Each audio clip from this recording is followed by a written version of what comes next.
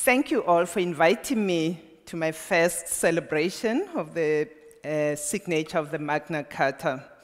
It is an honor for me that I've been asked to come and share with you some of the thoughts, some of the challenges identified that universities are facing in carrying out their mission and carrying it out with integrity. I would like to explore what the impact of those changes are on traditional university values, those values such as integrity or so. I find this to be an exciting period to be working in the higher education field.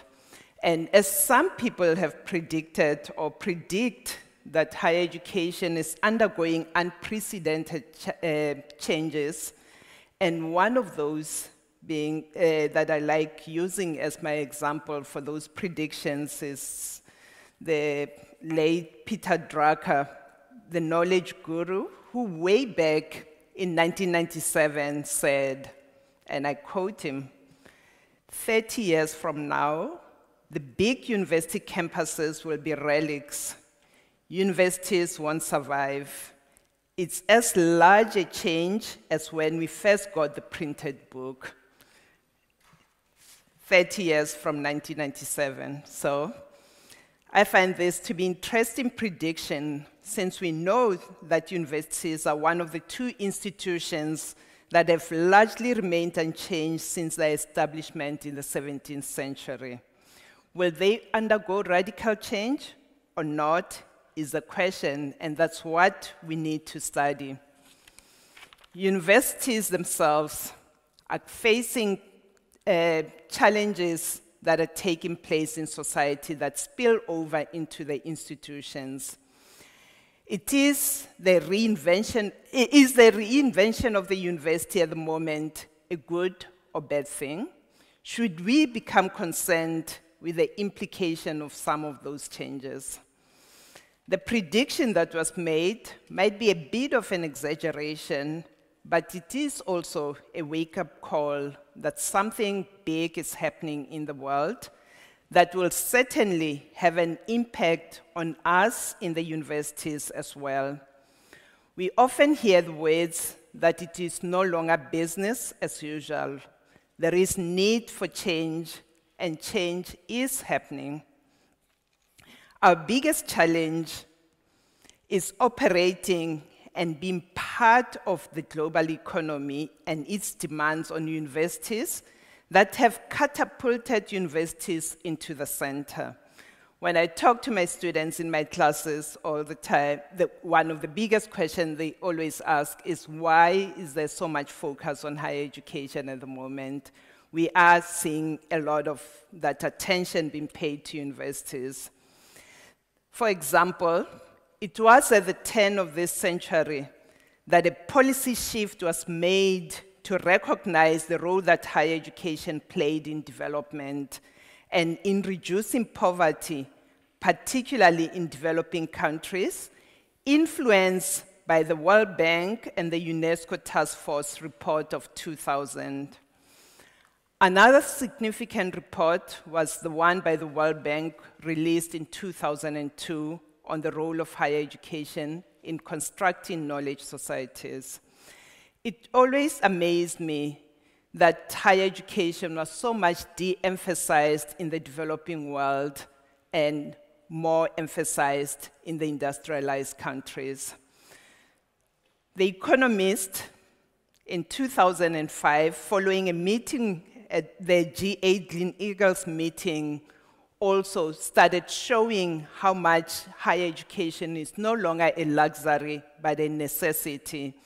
And just to quote a bit out of their extract, they said, across the developing world, higher education is coming in from the cold.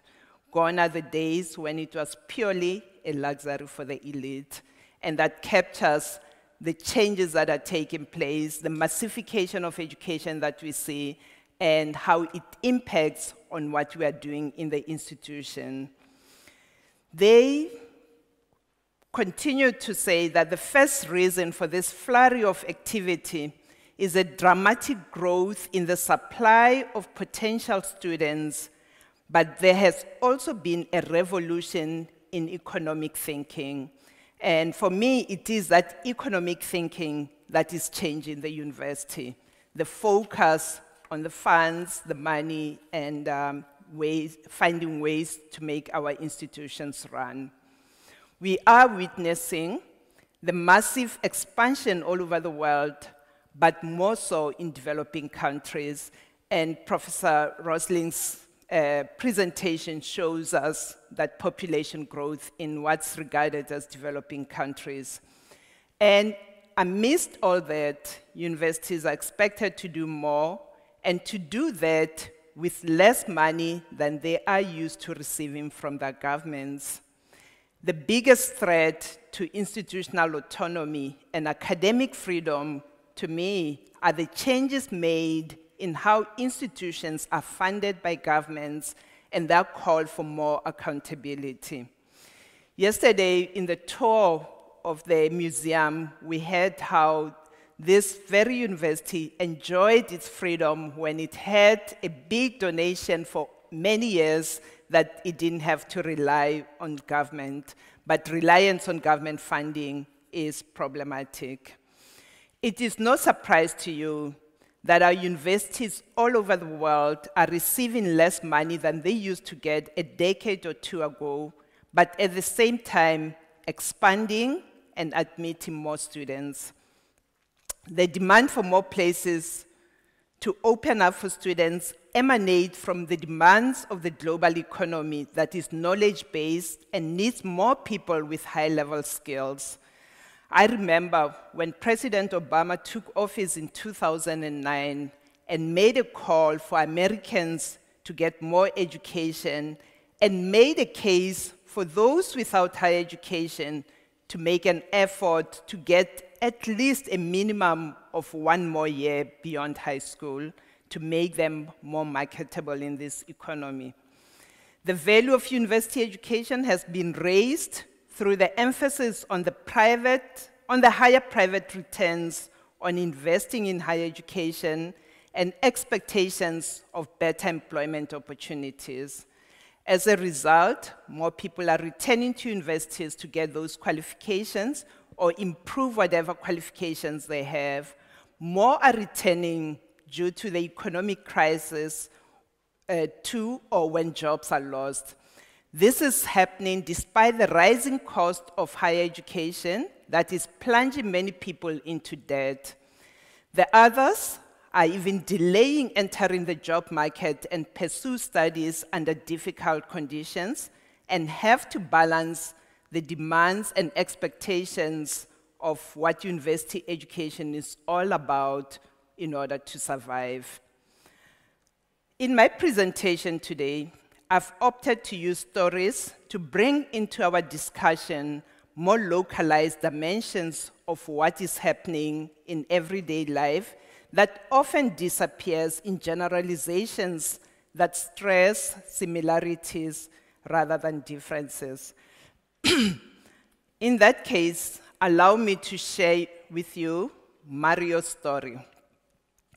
Mario is a student on the West Coast of the USA who is a first-generation student, born in the US to two immigrant parents from South America. Mario is a full-time student in a 4-year degree program and has received financial assistance organized through his university. The money that Mario receives is sufficient to cover his tuition and part of other requirements like books, but not his accommodation and meals. As a result, he lives at home with his parents and has 2 part-time jobs to supplement his income. He is what is referred to commonly as a commuter student who's hardly ever on campus. Being absent from campus means that he can never engage socially with other students or be completely immersed in the college and university attendance experience. Mario runs from class to work and has neither time left for the library nor time to participate in any of the campus activities. During the summer, he even goes further to take classes online in order to transfer them later as a cheaper option to acquire university education.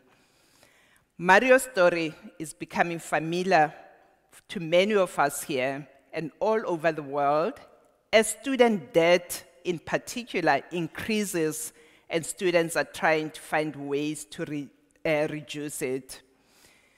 I have put some of the slides that I've based on some of the media coverage on student debt that comes through. Excuse me for them not being that clear. Students coming back home with higher debts, concern by governments about student debt, with Obama planning to announce way back mechanisms to really help reduce student loan debt. Problems that spill over beyond the time that students are in higher education or working, which I will come later. I'll come later to that one. So we do have headline after headline in the media raising issues of growing student debt. It is said that in the US, students graduate with an average of between 29,000 and 35,000, and the total student debt is estimated to be $1 trillion. There are broad implications to society emanating from university study debt, as reported, and some of those are social problems like delays in marriages, default payments, delayed retirements due to the amount of money owed. And the question that I want to raise is who benefits out of university education then if students are burdened with that?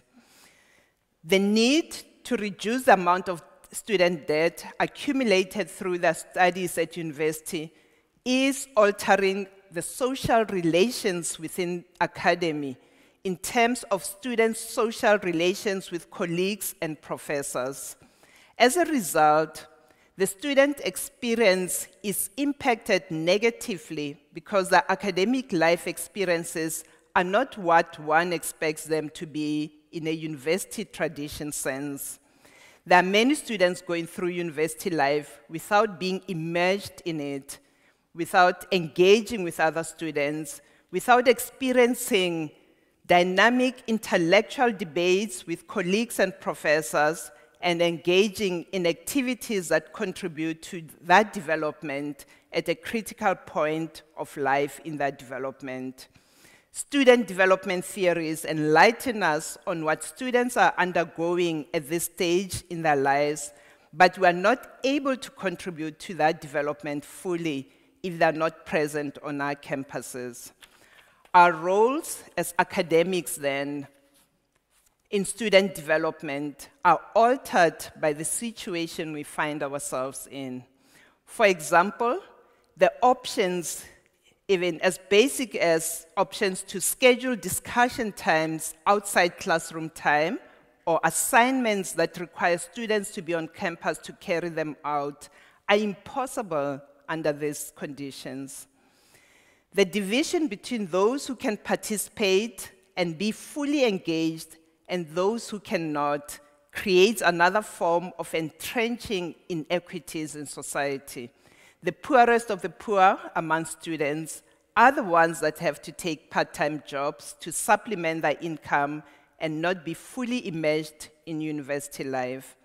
This calls for our consciousness to apply the principles of inclusivity as a way of promoting excellence in their learning, but feel challenged to do so under these circumstances.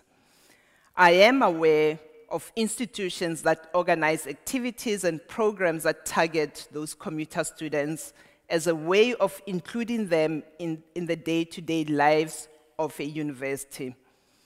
Still staying with the US example, I want to add that it is also reported that more than 40% of students fail to graduate in record time, and takes 6 years to graduate in a 4-year program. And this extended study obviously leads to higher debt or higher dropout rates with a student debt burden. It is important to also note that there's also a shift into how grades now take precedent to learning, and students expect higher grades for less work and input into their studies because of the high fees that they're paying. I agree with you, Professor Roslyn. If students are tested and they don't know the work, then you need to fail them.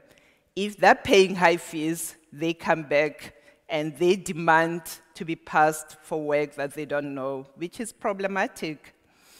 Tuition fees are reported to have increased over the last 30 years at an average of 7.5%, which is higher than family income growth and the inflation rate.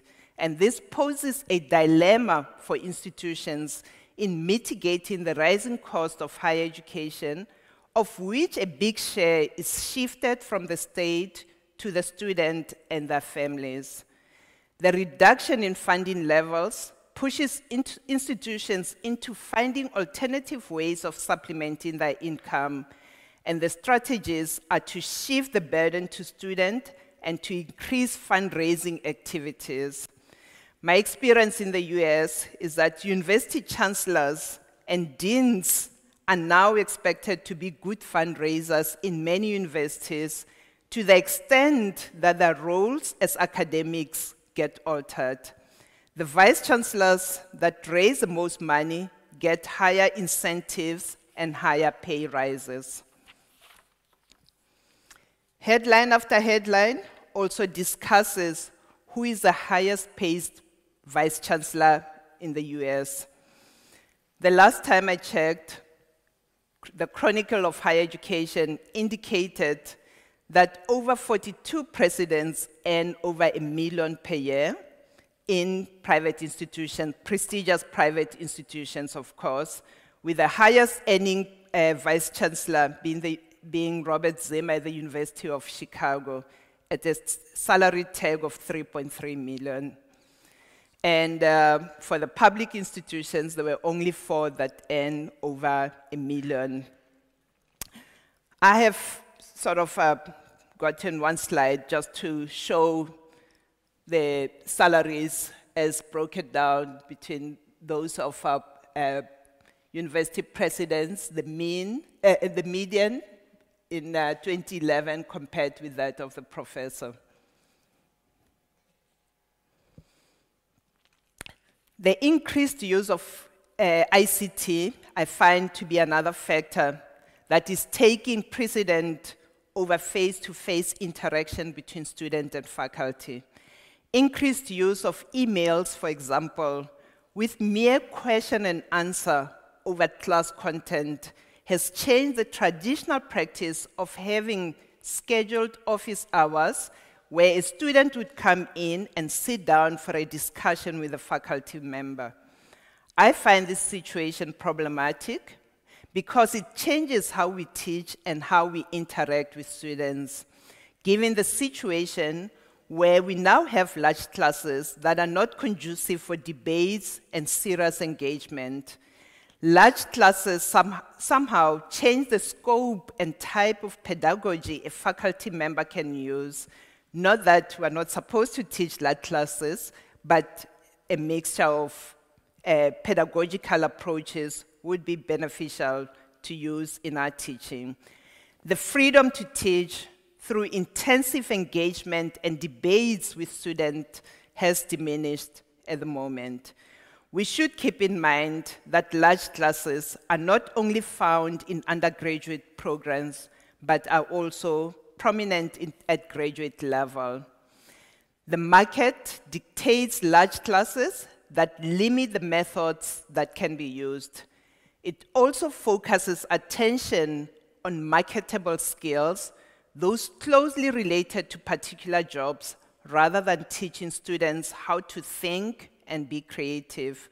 Students like Mario have no choice but to be at the university for the sole purpose of acquiring those marketable skills and hope to find a job upon graduation. With the current economic situation, we're also seeing lots of unemployed graduates, and that raises questions on what we do at the universities. The second story I would like to go to is the story of Ifeme, a lecturer at a university in a West African country. He teaches in a total of 5 degree programs at his degree. In addition, he teaches at 2 other universities as an adjunct lecturer. Add to that his role as program coordinator, course advisor, and assistant hall warden. His colleagues and students complain that they never see him. To quote his colleague here, I had a chat with a colleague, and this colleague said, "Students suffer, and the lecturer does not get involved in real and functional research that can help society. He only writes opinion papers or asks and pressurizes his subordinates to include his name on their papers for publications so that he can earn a promotion. I hope we can find solutions to these problems." That's what some of our colleagues are facing under those situations. The situation Ifeme finds himself is not unique to the university in West Africa, but represents situations in other parts of the world as well. The situation arises as a result of the growth and expansion of higher education due to an increased demand for higher education that is exacerbated by the demands of a knowledge-based economy. The other factor contributing to this situation is the low salaries paid and the need to make ends meet by getting involved in many other activities that help supplement income earned. The first problem that arises out of this situation is that there's a clear separation of teaching and research, with teaching being the main activity and no research taking place. The second problem relates to integrity in terms of the dishonesty in building up a research profile. This might not be a common problem in other problems, but it is a problem that's emerging. There is population growth, as we have seen, in developing parts of the world, and it is happening in Africa. And I just took 2 extracts of recent articles in the newspapers that came up that shows the expansion that's taking place in Africa. And when I looked at the figures, it was really scary.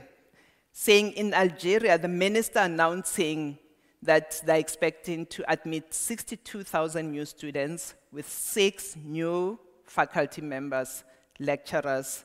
Where they're coming from is a problem. South Africa also announcing that they plan to have by 2030, 1.5 million students or so. Currently, we have just over 500,000 students. That could be perceived as sort of gradual growth, but it is also disturbing. This is happening in a situation where Africa has obviously got a shortage of teaching staff and qualified staff or so. So there is a growing number of students, but no matching growth in university funding in most parts of the world. And the problem is worse in some of the universities. Salaries of university instructors are way below amounts needed to survive on a day-to-day basis. Their roles are also altered, and they have no choice in this matter if their families are to survive. Instructors in fields that are more in demand in industry take on full-time jobs in the private sector and treat their academic jobs as if they are their part-time jobs.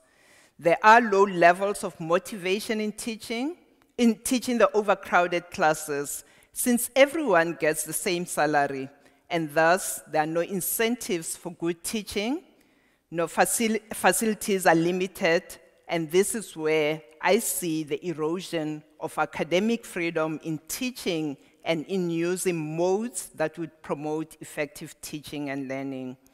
The choice of pedagogical approaches is dictated by the size of class and available resources, even for courses that require practical work and experiments.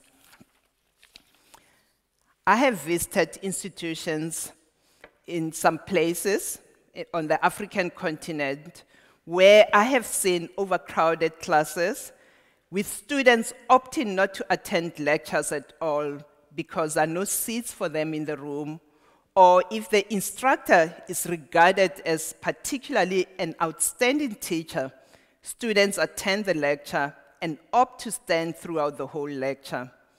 The same institutions have a large component of their teaching staff made up of graduates of their own program with mere bachelor's degrees. This incestuous relationship means that there are few new ideas or fresh perspectives in the program, and this raises questions of integrity of the work that takes place in our institutions under those circumstances.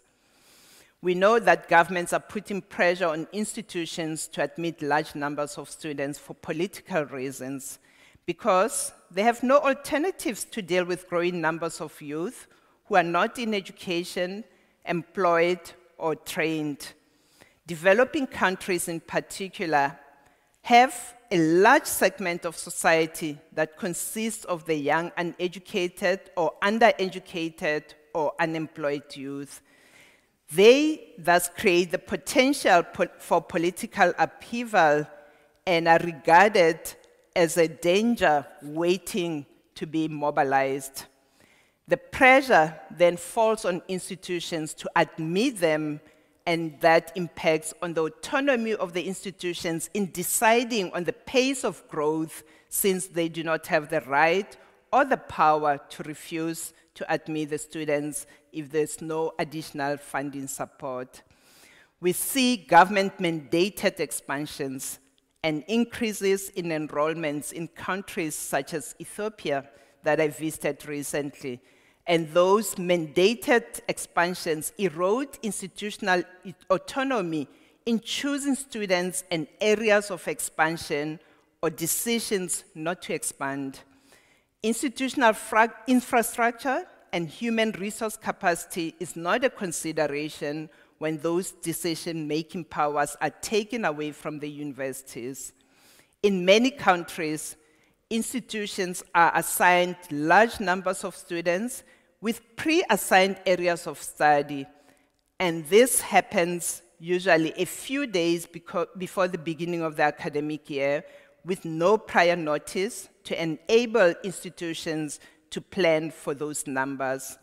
The implications of this are that the quality of what is happening in the institutions is negatively impacted, and what the university offers to students in some institutions are qualifications of lower quality than expected.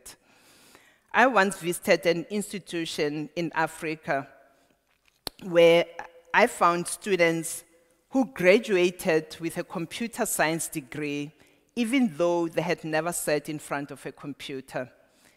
Their computers had been all stolen within a week of their acquisition, and there was no budget to replace them or contingency funds for such situation. Faced with the challenges, the degree program was still offered. This practice, though, has implications for the integrity of what we are doing in the institutions also. The story of IFEME is an indication that the lack of integrity on the part of the government, even the venality of increasing faculty loads without compensation or adequate funding, leads faculty members to feel no obligation to follow the rules or act with integrity. It does threaten integrity. I won't go to a story of adjuncts, but I would mention the growing number of adjuncts in our faculty. And with the number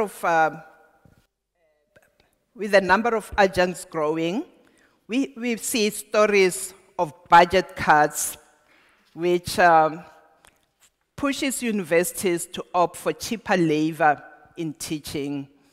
The reasons for opting to hire part-time faculty stems from the fact that public institutions are hesitant to commit themselves to long-term hires in a climate of uncertainty when it comes to their budget allocations, and because the costs are very much lower. The implications of such practices are negative impact on the interaction between instructors and students, lack of involvement in the university life, university structures, and decision-making powers, which is what defines life in the academy. There is definite need for more instructors, as we have seen, but with limited funding, full-time positions are gradually being eliminated. There are now instances in the US where the ratio of full-time tenured instructors to part-time or contract instructors is reaching a 50-50 proportion. The overall numbers in the US are given as 38% part-time faculty, 20% full-time non-tenure faculty. This is of concern and is expressed by the American Association of University Professors in that publication, where they state that the large numbers of faculty who now work without tenure leave academic freedom more vulnerable to manipulation and suppression. The professional status of faculty suffers when so many are subject to economic exploitation and demeaning working conditions inconsistent with professional standards. It continues, this publication by AAUP continues to warn that the quality of education is at risk when the curriculum, advising, and instruction is not in control of faculty, that the institutions has made a commitment to ensure scholarly development. In the program that I teach in, which is a graduate program at my university, we try to address the issue by supervising the adjunct lecturers. I find it problematic and a weak strategy, since supervision, as expected, entails visiting the adjuncts classes, examining their syllabi, and making inputs into how they should teach a syllabus handed down to them. Is academic freedom in teaching reserved for tenure-track faculty only, since adjuncts faculty have to be supervised by their colleagues, and this is the growing trend, the growing numbers in our institutions. There is obviously a separation of teaching and research with the use of part-time faculty, and the role of university instructors have changed from engaging in both activities. Their schedules as part-time faculty do not leave room for knowledge production and leave them with no other option but to be knowledge disseminators only. Indeed, their salary is based only on teaching time, and there's no expectation of research. Who is then producing knowledge that they are disseminating, and where is that knowledge being produced? Recently, there has been media coverage in the US of this issue, and it needs to be addressed. There have been debates in the public media about the adjunct staff going on strike and picketing as they organize themselves and make demands on their rights to unionize. Their concerns are legitimate, spurred by a need for security and fairness in compensation. The issue of their role as knowledge producers, however, is currently on the periphery and has not surfaced yet. Is this a signal of the changing nature of academia and the role of a university instructor? There is also silence about the erosion of the academic freedom to engage in debates and to participate in decision-making structures and processes for part-time faculty. The stories I've shared with you are a result of one common and major factor: the increasing cost of university education and the reduction in government allocations to universities, which impacts on research and teaching.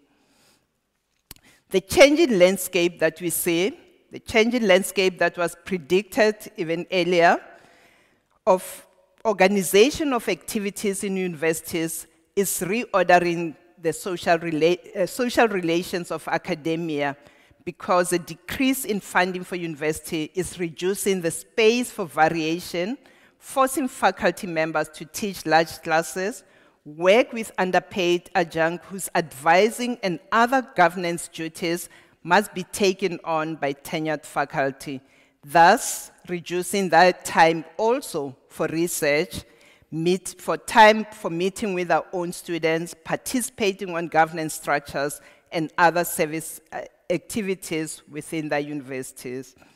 I find university spaces for nurturing debate and critical thinking inside and outside the classroom a space that has changed drastically.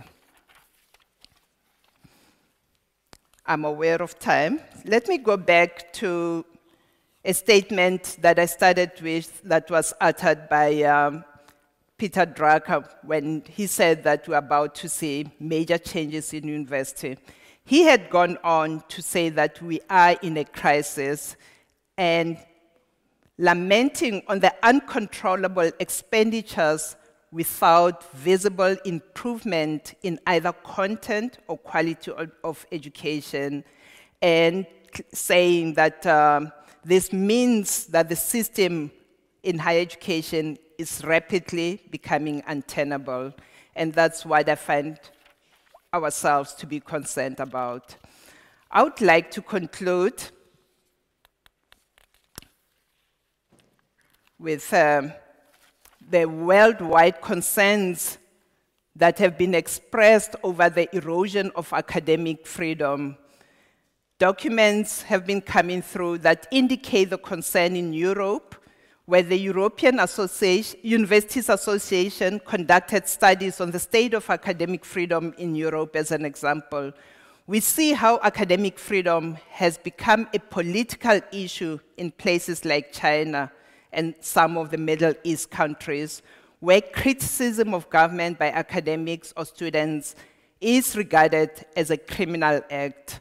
There's restricted and limited academic freedom in countries in Latin America due to the introduction of new forms of accountability that accompany the restoration of democracy in those countries.